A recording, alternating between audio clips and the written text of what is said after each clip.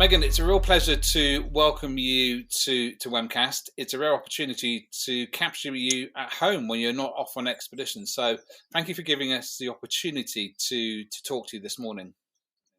Yeah, thanks for having me. It's nice to be in one place for a while. I've been getting into a bit of a routine and training and things. So yeah, I'm actually quite enjoying some downtime and just being stable and in one place. It's really nice. And lots of people will already know who you are, but could you just give us a brief summary of your career and what you do, and what your life involves? Yeah, it's a funny one. Whenever I'm like filling in declaration forms, it's like what your job is, and it's my job covers so many different things. So I suppose my official title that gets bounced around a lot is expedition leader and survival and adventure consultant. So I spend sort of at the moment, or recently, I've been spending sort of 10, 11 months of the year away overseas, working either leading expeditions or doing sort of consultancy work for big adventure shows for TV. So for Discovery Channel, for Netflix, all of those sort of big shows. And yeah, on those I do a real mix of things. So tend to get involved right from the very start, when they have like a concept. So they've got an idea, so the channel or the production company have got a concept, and we'll bounce ideas about how that might look, and they'll put forward ideas for locations, and some of the challenges and things that maybe that we can utilize to get the best out of the on-screen talent. And from there, I'll then go out and recce the locations and look for locations and put together a plan for maybe on the ground of what we're going to do there. So there's very specific things that I look for when I'm out there on the ground. And then once we start filming, then I'm involved in the safety. So making sure that the crew are safe, rigging stunts and challenges. So rigging helicopters, doing boat safety, all that kind of really exciting stuff. And I imagine lots of people ask you this question. So, what shows have you worked on that we've seen? So, I mean, predominantly at the moment, I'm working with Bear Grylls. I've been working with him for about 13 years now. So right from the very start with like the Man versus Wild days, and now we are making shows like Running Wild and You versus Wild, and and although I work on other shows as well, it's just been incredible following his journey, because all the way along we've been at the cutting edge of adventure filming, and it's been so amazing watching the entire industry grow and being part of the team that kind of sets the precedent of how these shows are filmed. So yeah, it's been an amazing ride. It wasn't my intention to to go down this route. I never knew that a career like this existed. So I feel very fortunate to have been in the position that things have gone the way that they do. And for people out there who would like to enter the industry and are perhaps at the beginning of their careers, how did you find your way into it? And do you have a top tip for somebody that would aspire to do a similar job, the next generation? Yeah, so I get asked this a lot actually. I get emails on a weekly basis of how do you do what you do? Can I come and join you? Have you got any work going? I'm sure you get the same as well. Lots of people getting in touch asking for work, which is brilliant. So I mean, in regards to my own career and how where I've got to, it's really hard to pin down like a set of steps. I think all the way along, I was very open minded to what might come up, and taking opportunities when they arose. And very early on, I picked up quite a random set of skills. So my background initially was the mountaineering and the mountains. And amazingly, my 18th birthday present was my Mountain Leader Award. So that's kind of how I funded my way through an outdoor degree, which was 3 years of climbing on a student loan. But I kind of funded my way through that by taking people out into the mountains by using the qualifications I got. What was the single pitch award at the time. I'd got my mountain leader, I'd got some mountain bike qualifications, and I funded my way through an outdoor degree by taking people out. And then when I came to graduate, I thought I'd going to go into the sort of really into the mountaineering side of things, but complete like stroke of fate, luck, I ended up doing an apprenticeship with a bushcraft company for a couple of years, which was like a full-on immersion. It was in the Lake District in the UK, and I'd be spending sort of 6 to 8 months of the year out, just living out in the woods, kind of teaching people, learning about bushcraft, and then teaching people. And that's where I started doing overseas expeditions, was through that company, where we'd go and do sort of quite anthropological based trips. So we'd go and spend time with native peoples and then go and put those skills into practice. And then that kind of, I suppose, kind of carved the sort of paved the way for my career to go from there, because I then got the mountaineering skills, so with the rigging skills, and I did a huge amount of climbing and things for myself. I was just absolutely obsessed with that. So from the rigging skills and the bushcraft skills, and then the expedition leading skills, that combination then opened me up for being able to work with the TV stuff. So when the TV production company got in touch to ask if I'd come on board and do the survival, I was actually doing the rope. They asked me to do the rope rigging for a Man vs Wild show like years and years ago. That they then realised I'd got the survival skills and stuff, and I think it then just became cheaper to employ one person to do a multitude of tasks rather than lots of people to do all these different jobs. And I think that in summary, it's picking up those skill set that you're personally really passionate about, and then putting them all together. And sometimes it's the randomness of those skill sets that gives you an individual edge over well, in the marketplace, and makes you more employable. Yeah, absolutely. And I think, going back to your original question, it's that this is what spending so much time on your own does, means you're rambling when you actually talk to people. So, I mean, for anybody wanting to get into, whether it's outdoor filming or the outdoor industry, is to go out and get as much experience as you can for yourself in whatever discipline it is. Because I think you look on social media and things, and we see, we see these incredible pictures on Instagram, on Facebook, and we forget that, there's been a huge path and a journey to get to the point where that person can take that picture. So I think spending as much time outside as possible in the pouring rain and the freezing cold, knowing that you kind of enjoy suffering in a way, kind of then paves your way, and then go on and pick up qualifications, shadow more experienced outdoor instructors as well, and kind of build up your career that way.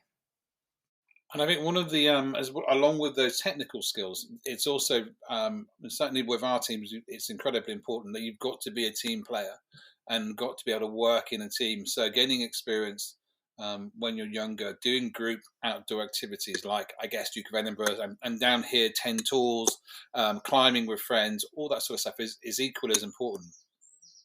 Yeah, absolutely. I think because when I started my career, the reason I wanted to work in the outdoor industry was so I could spend more time outside climbing for myself. And I very quickly realised after leading a few expeditions and getting so frustrated with my clients, and I really didn't enjoy it when I first started, because for me, my personal adventures in the outdoors had all been about pushing myself as hard and fast as I could, and exploring the world like on my own terms. And suddenly I've got a group of people with me that have all got their own different agendas. So maybe they're out there to take photographs, maybe they're recovering from some traumatic experience and they want a more meditative experience. And that slower pace and things, I found it so incredibly frustrating. And I was actually I was struggling with it, because I was getting so frustrated, not being able to go at my own pace. And I just remember very clearly on an expedition I was leading, just coming to the understanding that this was not about me.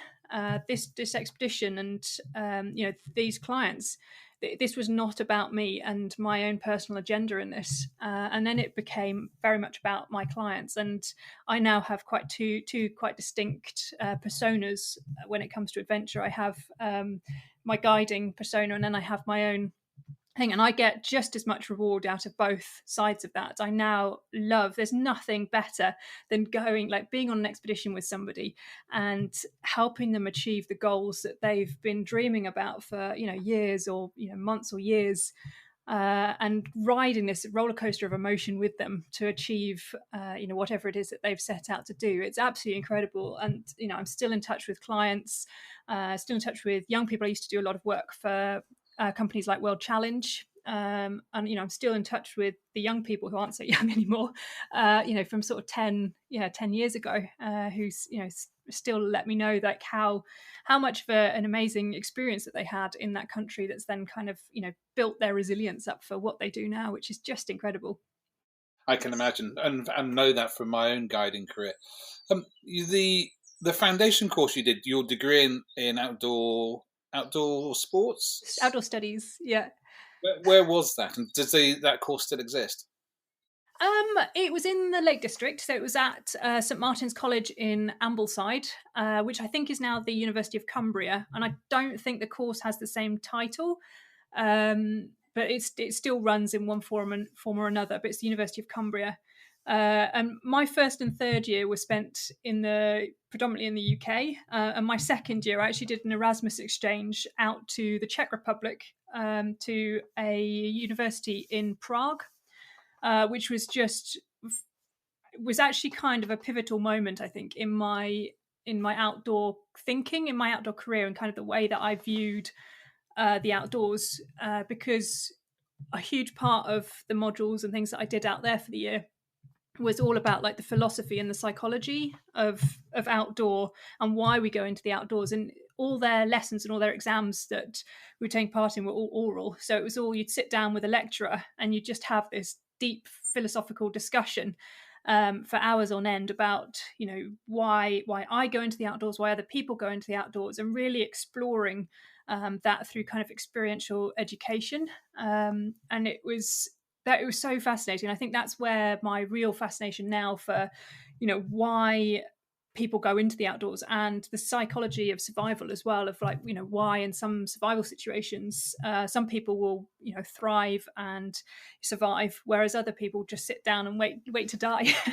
And I think it's really fascinating at the moment with the current situation, kind of seeing that kind of reflected in the way our society deals with things as well. I mean, and expanding upon that philosophy of survival, what are you taking from that you're now using on a daily basis in isolation? So in isolation, I it's actually, there are a lot of parallels between what I do on expeditions and what I'm doing at the moment as well.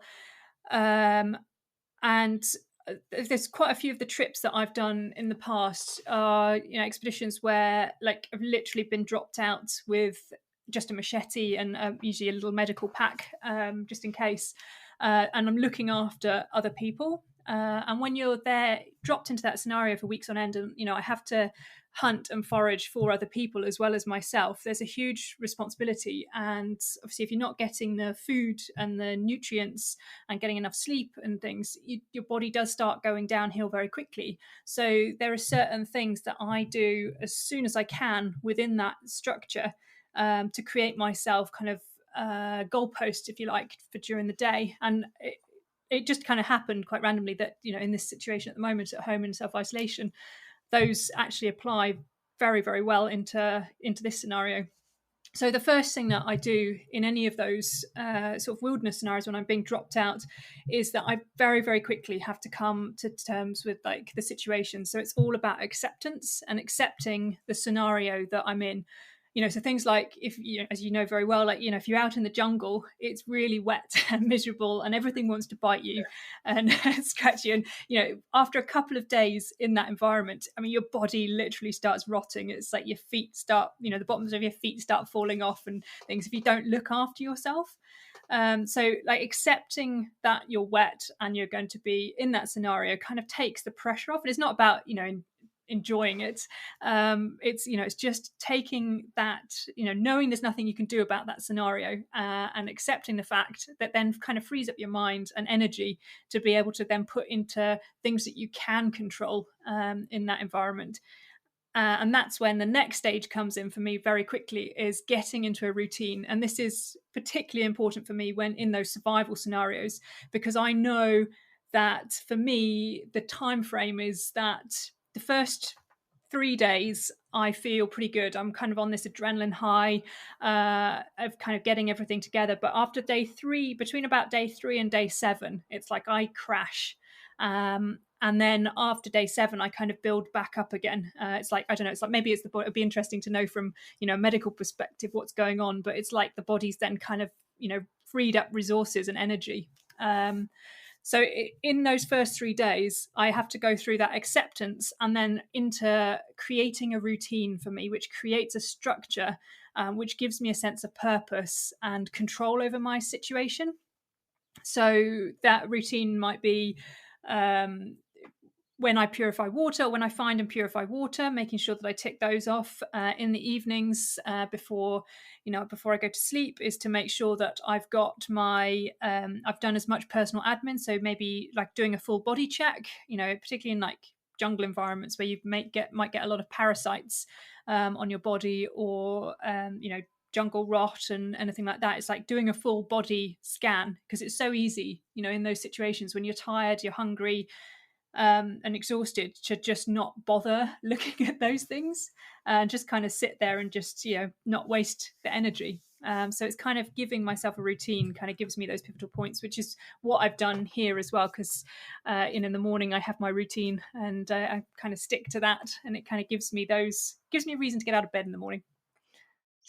So it's, in fact, it's a recurring theme with folk that have done big long expeditions, and then we're talking to them about the present situation. It's that acceptance that some things you can control, some things you can't. It's the things you can control, you concentrate on.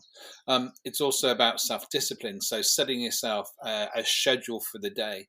When we spoke to Lou Rudd, whom I know you know, he said he wrote himself a short list for the day, but always left him one thing to do for the next day, which would then get added on to the next day's list. So and also we spoke to Mike Barrett at NASA. That's the recurring theme. So I think that's all good, really good, solid advice for people out there who might be struggling with isolation. One thing I wanted to ask you, that it struck me that when you started your media career, I suspect in your world you were going into a male dominated environment, and I wondered whether at the beginning of your career, as you were establishing yourself, you felt isolated in that, or whether that wasn't an issue at all. It's interesting. I mean, in terms of gender, it's actually only more recently that my gender's become more of an issue. When I first started, for me, like in regards to spending time in the outdoors and participating in adventurous activities myself, like my gender has never ever been an issue. I've never questioned it. In fact, I was actually quite surprised a few years ago when it kept coming up. Sort of, I suppose, when I, ended up in the media by chance, and it's like, that was then something that all the journalists wanted to know about, was how my gender affected things. And it's like, for me, it's never ever stopped me doing what I do. I never even considered it. And I think I was very, very fortunate. I was in the military cadets when I was younger, and all the way and through that, I was allowed to go off and do all this incredible adventurous training without any female cover, which I know now would be unheard of. But my parents okayed it. The guys that ran the cadets okayed it as well. And I feel so blessed that I was allowed to do that. But yeah, I think it's only sort of more recently within the TV industry, and where my career is, I don't really know where my career is going in terms of like in front of camera stuff and things, but that side of it, because there's a recipe that works. We're confronted in the media all the time with what an adventurer looks like, and it's not me. It tends to be an ex-military male, and that's an image that's then being drummed into people's heads all the time. So it's very hard then to make, for to kind of change people's perceptions on things. But which is where I think social media is so very powerful, because there's lots of incredible adventurous women now out there just doing their thing, and that will sow the seed of change in things. There have been times that like my gender has made me feel quite isolated, particularly when I'm working in cultures that don't see women as equal. And that's that when I mean, I've been working in this industry since the age of 17. So at a very quite a young age, I suppose in my early 20s, I was then going off to these cultures and working in these cultures, and running teams in these cultures. And initially my ego was getting in the way of that, because I'd get so upset and frustrated if they wouldn't take me seriously or would ignore me. But once I was able to put my ego aside, it was then about finding other ways of getting the job done. So by asking, a trusted male colleague or a trusted local that could actually then help run, the project for me, and be my voice, if you like. And that takes, a lot of willpower and things to be able to set aside your ego, where that maybe somebody else might get the credit for things, but ultimately it's got to be about getting the job done.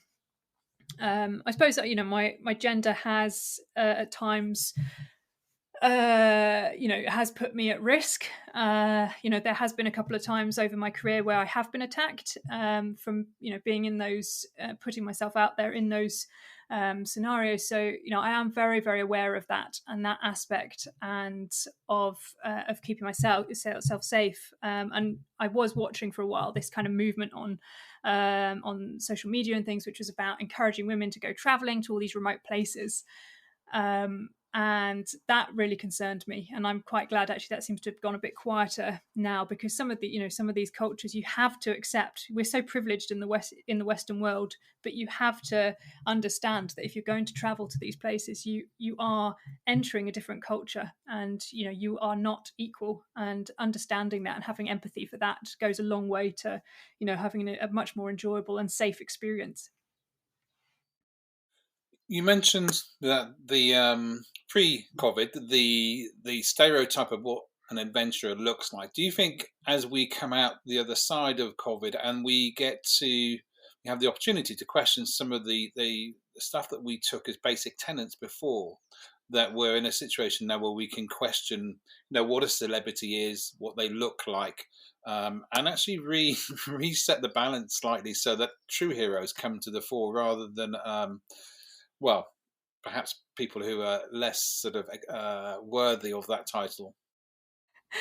I'd love that. I'd love that so much. I think we take the NHS, and this is something I've thought for a long, long time. Actually, is that we take the NHS so for granted here in the UK, and it's not until you travel to other cultures and countries that you realise how fortunate we are that all our treatment is free, or if you're paying for prescriptions, it's minimal cost, whereas in other countries it's so expensive, and a lot of countries don't even have access to healthcare, as we're seeing now, as I've kind of been following different countries and seeing how they're responding. And we are so fortunate. And I think we've taken it for granted. Unfortunately, I think as human beings, we very much live in the moment. And as much as I love the idea that we're going to take the lessons that we've learned forwards, it also worries me that once it's all over, everybody goes back to if things go back to normal, that we'll forget very quickly. And I think all the way through our history, we've always needed people that we can idolize.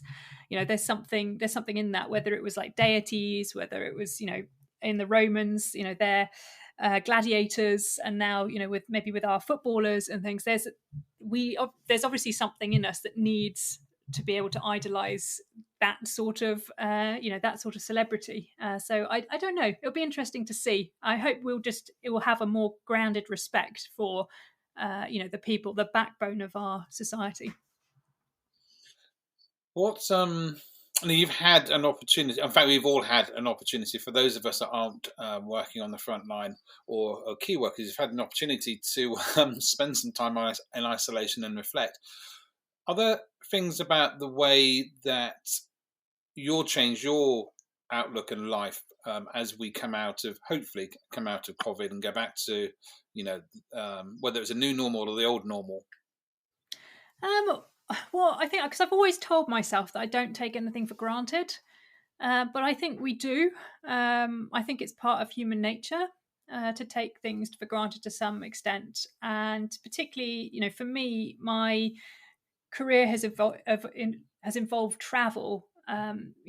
Well, for the majority of it. So, for the past 15 years, so like I've been traveling, and I guess to some extent I have taken that for granted. So it'll be interesting to see what comes at the end of all of this, and where we go and how that affects international travel, and international productions, and the expedition world as well. I mean, it does make me realize, that it is important to have, like a safety net underneath you, like I would build into an expedition, like with a risk assessment and things, that in our everyday lives as well, that we do have some form of safety net. But what that looks like at the moment, it's like I don't know, but there's still time to plan. What and with time to plan, what projects are you, if you can tell us what they are or divulge them even, what projects are you working on at the moment? Well, I've planned a like an online sort of resilience course. It's kind of a dive into the kind of the science behind what's going on in the brain, the fear response. It's like takes dive into the fear response, and it was something that had been planned for quite a while and was supposed to be filmed professionally. But obviously, this kind of put a bit of a hold on it. So I've actually filmed it myself and put it up there, which it will be refilmed and look a lot more shiny once this is all over. But it's on a membership platform that I've created. So yeah, that's quite exciting actually, and seeing the response to people from that, because we're exploring like why our emotions are so difficult to control, and looking at kind of like the primal part of the brain as opposed to kind of like the more human part of the brain. So yeah, I find it really fascinating to look into that. And where can people find that? Well, we'll put it in the show notes Um, anyway, but just Amazing. Yeah, so it's called hinekenobi.com, and you can find it through the link on my Instagram page, which is at Megan Hine. perfect. Um, One last, well, in fact, one last question and one last request. Have you ever been with? I know that you're an extremely thorough planner, and the trips that you go on and the projects you work on are planned to the finest detail. But of course, the thing about the outdoors and adventure is, no plan lasts as long as the first contact with danger type thing. Have you ever got to a point in time where you just thought, ouch, we've just gone a step too far here and I feel completely at risk? Yeah, I mean, it does happen. Yeah, for sure. I mean, as you know, like an expedition never goes exactly as planned. So, what I do, like with the risk assessments and with like scouting out beforehand, or there's expeditions that I lead that I've never been to that location before, or we're getting access to an area that no Westerner or no film crew's ever been to before. So we kind of have to plan things out on the ground. So for me, in those situations, it's just really important to have like a security net underneath. So things like, if things go wrong, how do we get out? Do we have the right medical equipment with us? Do we have the right personnel for the job? And building that safety net, which then means that when the shit does hit the fan, or things change, that that we've got that safety net there that we can kind of fall back into. But yeah, there are just certainly situations where things completely happen that you just can't predict. So I've been in areas where we've had experienced landslides, natural disasters. I've been caught in like sort of between warring tribes, gunfire of warring tribes, and there was a time in Thailand where I actually ended up getting chased through the jungle by some guys with AK-49s. That was yeah, that was quite exciting. So, Megan, if you could record, or it's an opportunity to record a message and pass it on to our key workers, you know, whatever that they're doing, whether it's for the NHS, whether it's delivery drivers, whether it's food people keeping our food on in the stores and everything else. If you could deliver a message, what would it be? If I could deliver a message, it would just be a huge, huge thank you. I think there are certain roles within our society that keep our society going, and we've taken them for granted for so long. They're kind of like the heroes behind the scenes, and I love that they're now getting the spotlight and people are actually seeing what these incredible individuals do. So just a huge, huge thank you to anybody at the moment who's on the front line and carrying on and doing their job. Thank you, Megan. It's been, as always, an absolute pleasure to talk to you on, and the episode on Webcast will be up very soon, and we look forward to speaking to you again in the very near future. Thank you for having me.